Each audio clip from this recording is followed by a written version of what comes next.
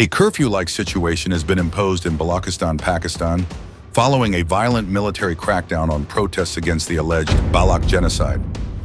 The unrest has resulted in the death of one person and injuries to several others.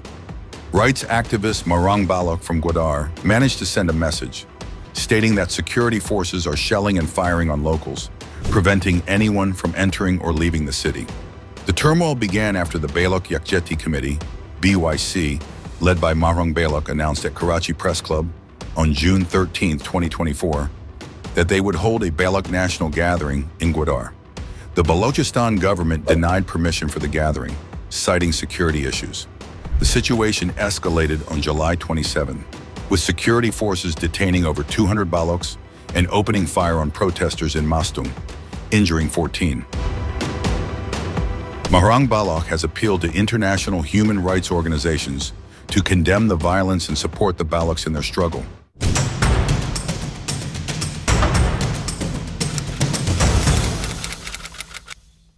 Balochistan, Pakistan's largest and poorest province, has been a hotbed of unrest and conflict for decades. The roots of this turmoil lie in a long history of discrimination, repression, and exploitation by the Pakistani state. The situation in Balochistan is a complex and multifaceted issue involving political, economic, and social dimensions, with law enforcement and security agencies playing a significant role in perpetuating the region's instability. Since Balochistan was forcibly integrated into Pakistan in 1948, it has witnessed continuous strife. The province has remained under a tight grip of Islamabad through brute force and heavy censorship. The Baloch people's quest for autonomy and rights has been met with severe repression, fueling a cycle of resistance and state violence. The so-called law enforcement in Balochistan, including the Pakistani military and intelligence agencies, has been implicated in numerous human rights abuses. These include extortion, kidnapping, smuggling, narcotics, and human trafficking. These illegal activities, often conducted with impunity, have made these agencies the greatest obstacles to peace in the province.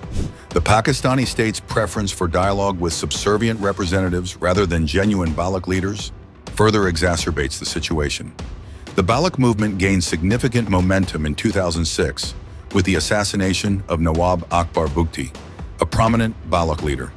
This event galvanized the Baloch people and intensified their struggle against Pakistani rule. Despite numerous crackdowns and attempts to suppress the movement, it has continued to evolve and gain support.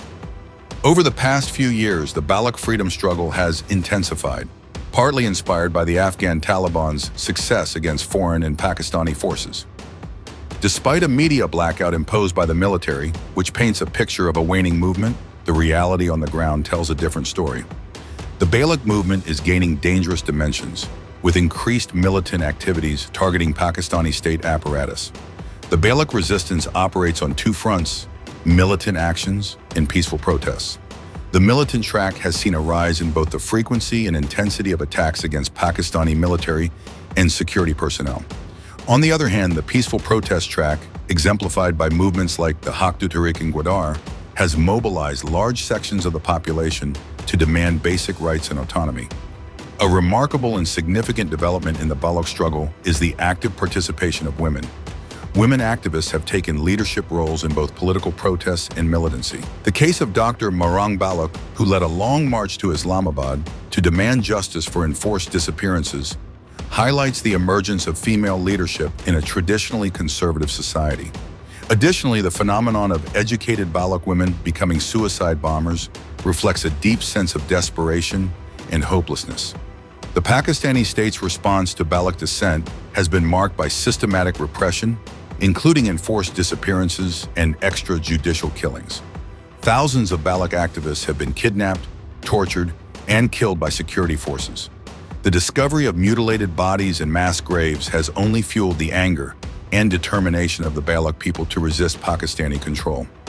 The current chief minister of Balochistan, Sarfraz Bugti, is seen by many as a puppet of the military establishment, notorious for his involvement with state-sanctioned death squads. Despite his assurances of starting a reconciliation process, there is widespread distrust among the Baloch population. The inability of the Baloch to unite under a common leadership has allowed Pakistan to exploit internal divisions, and maintain its colonial approach. The mainstream media in Pakistan, heavily censored by the military, rarely reports on the situation in Balochistan.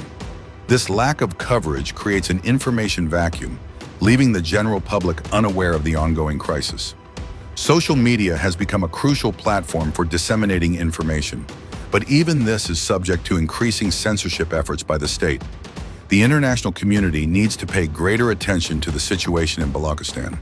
Increased scrutiny and pressure on the Pakistani state could help mitigate human rights abuses and support the Baloch people's quest for justice. Balochistan's unrest is a multifaceted issue rooted in historical grievances and exacerbated by contemporary state policies. Addressing this unrest requires a fundamental shift in the Pakistani state's approach, prioritizing genuine engagement and development over repression and exploitation. Until such changes occur, Balochistan is likely to remain a hotspot of conflict and human suffering.